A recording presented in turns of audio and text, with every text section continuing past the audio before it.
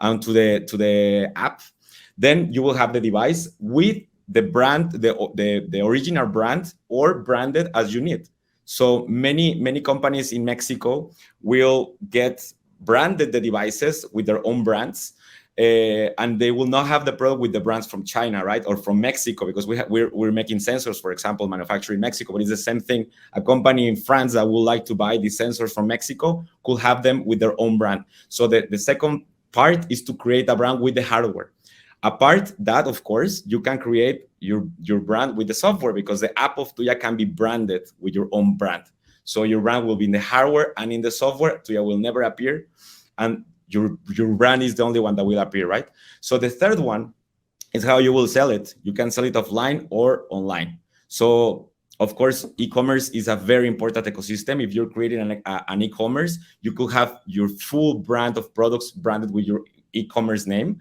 But if you have an offline and online store, that is the case of many companies, you can also have the sales channel, but not all the time the brands. Like, you can work with a lot of different brands that will work with the ecosystem of Tuya, right?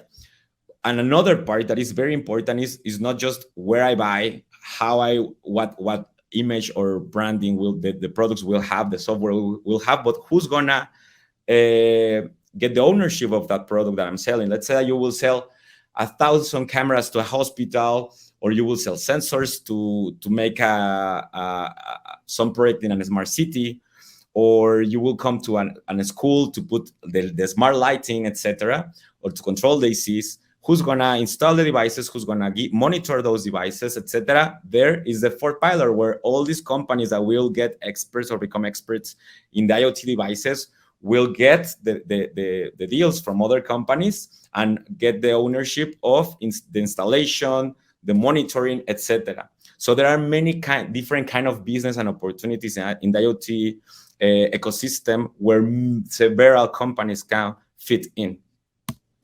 Also, what is very important to mention is the communication in the IoT devices. The importance is how you will connect it to internet, basically. So in the top of the mind of majority of the people, all the IoT devices are Wi-Fi.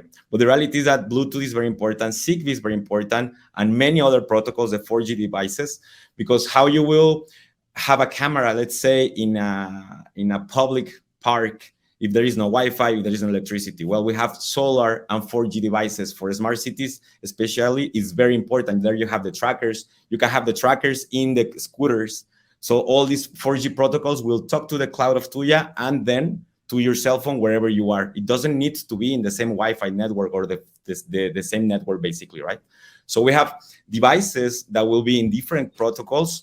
Zigbee is also very important, because the Zigbee protocol will, imagine if you have a restaurant with 100 lights, 100 lights will not be connected to a router through Wi-Fi. It can, but maybe the router will start disconnecting many of them, and you will open a door and they will not turn on.